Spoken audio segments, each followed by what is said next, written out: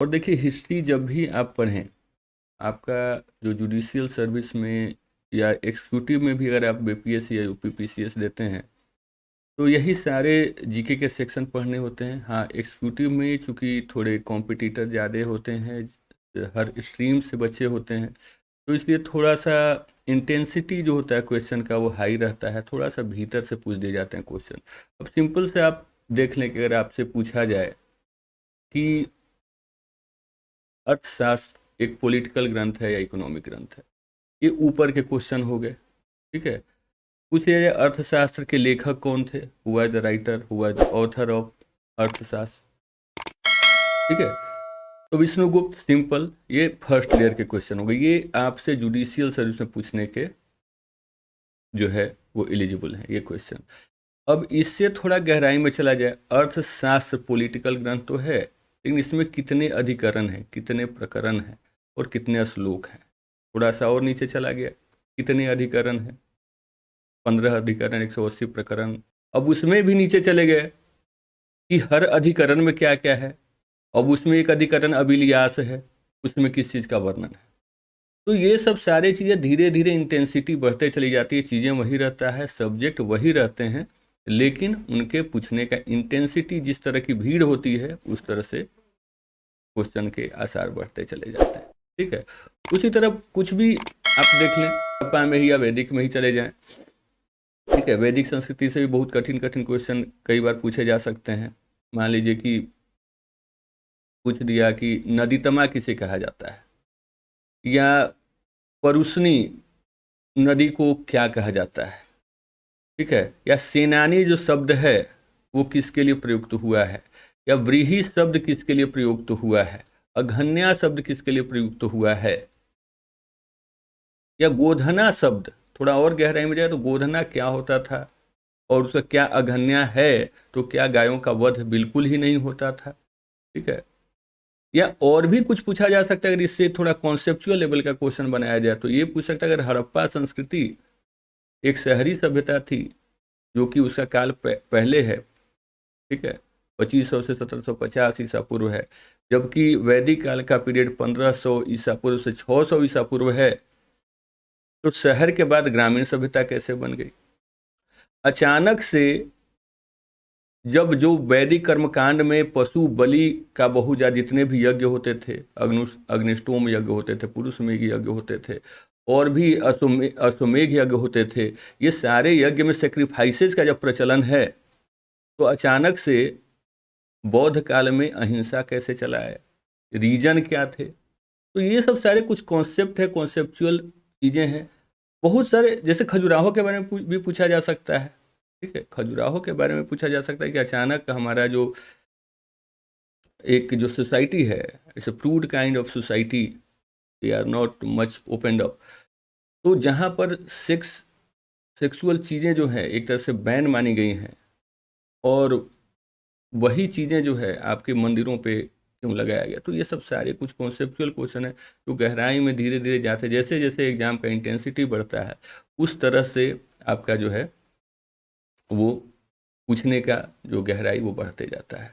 तो जहाँ तक जुडिशियल सर्विस और आपका पीसीएस की जो बात है, तो पीसीएस की थोड़ा इंटेंसिटी ज़्यादा होगी एक्जीक्यूटिव लेवल की, जुडिशियरी की थोड़ी सी कम होगी, थोड़े से क्या, थोड़ा ज़्यादा ही कम होगी। इसलिए यहाँ पर ऊपर ऊपर ही देखेंगे। ये जो अभी जो हम लोग पोस्ट वैदिक जो सोशल लाइफ पढ़ेंगे, अच्छा, जब भी अगर आप इतिहास पढ़ें तो इसको बस रट्टा मारने जैसे नहीं पढ़ें, पहले तो आप सोर्सेज में जाएं कि सोर्सेज क्या क्या है, कहाँ कहाँ से उस पर्टिकुलर चैप्टर, जैसे मौर्य आप पढ़ रहे हैं, वैदिक पढ़ रहे हैं, या कोई भी आप चैप्टर पढ़ रहे हैं, तो उसके जानने के सोर्सेज क्या हैं, कौन कौन से ग्रंथ हैं।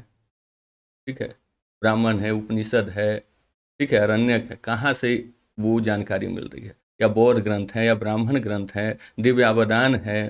ठीक है, जैसे बिब्लियोग्राफी हम लोग कैसे लिखते हैं, बिब्लियोग्राफी कोई भी डॉक्यूमेंट लिखते हैं तो हमने एक सोर्सेज सेक्शन दिया होता है नीचे में कि हमने यहाँ यहाँ से ये सोर्स लिया। उसी तरह से सोर्सेज, नए लड़के क्या होते हैं सोर्सेज को अवॉइड करते हैं, उनको वो कठिन लगता है। सतपथ ब्राह्मण में ये चीज़ लिखा है, दिव्यावदान में ये चीज़ लिखा है, तरे ब्राह्मण में ये चीज़ लिखा हुआ है।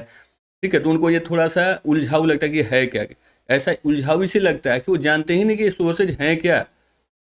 ये क्यों हम पढ़े, कोई भी चैप्टर के ऊपर में सोर्सेज दिया हुआ रहता है, 4-5 सोर्सेज, तो वो समझ नहीं पाते। लेकिन अगर ये कॉन्सेप्ट आप क्लियर है कि ये किताब से ही हमने ये डिराइव किया है, ये जो पर्टिकुलर चैप्टर है, या तो मौर्य है या कुषाण है या सातवाहन है, इन इन किताबों से इनका वर्णन मिलता है, वहीं से ये टेक्स्ट डिराइव किया गया, ये है सोर्सेज का रीजन।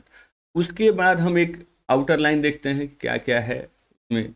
उसके बाद हम लोग देखते हैं सोशल लाइफ, पॉलिटिकल लाइफ, ठीक है। पहले पॉलिटिकल देख लेते हैं, फिर सोशल देख लेते हैं, फिर इकोनॉमिकल देख लेते हैं। इनको पर्टिकुलर सेक्शन में डिवाइड करके अगर आप पढ़ेंगे तो चीज़ें आपको बहुत आसान।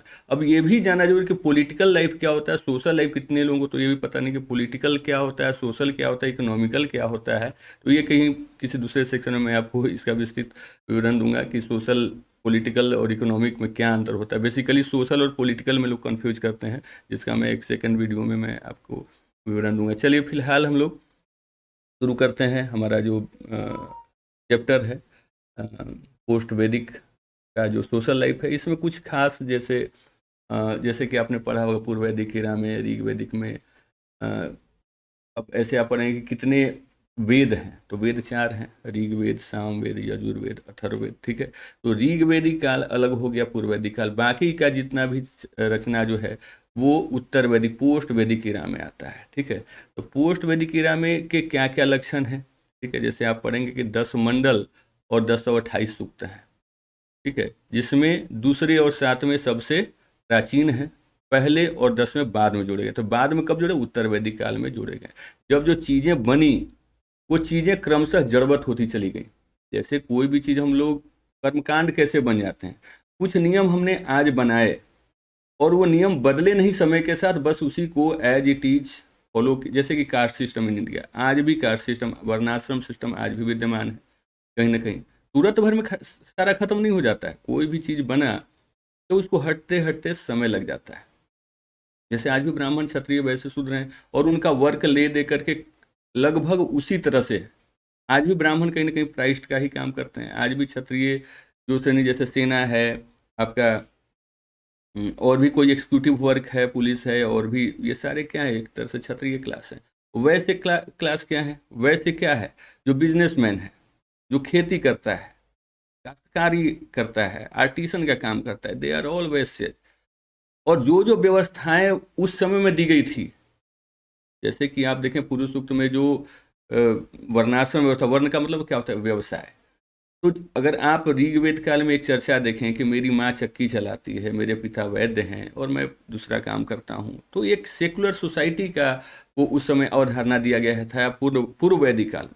लेकिन वही क्या हुआ कि धीरे धीरे, अब जैसे आज कैसे देखते हैं, डॉक्टर का लड़का डॉक्टर बनेगा, आईएएस का लड़का आईएएस बनता, वकील का लड़का वकील बनेगा, ठीक है। उसी तरह जो खेतिहर का लड़का ज़्यादातर, अनलेस ही कुछ ऐसा म्यूटेशन जिसको कहते हैं नहीं हो, तब तक वो ऐसे बहुत ज़्यादा पहले भी होता था जो एक जो प्रोफेशन अपना रहे हैं। लेकिन लेटर वैदिक आते आते क्या हुआ कि ये उनका धर्म बना दिया गया कि अगर आप शूद्र हैं तो शूद्र का ही धर्म पालन करें, वैसे हैं तो वैसे का ही आप व्यवसाय करें। ये एक तरह से इम्पोज कर दिया गया, ठीक है।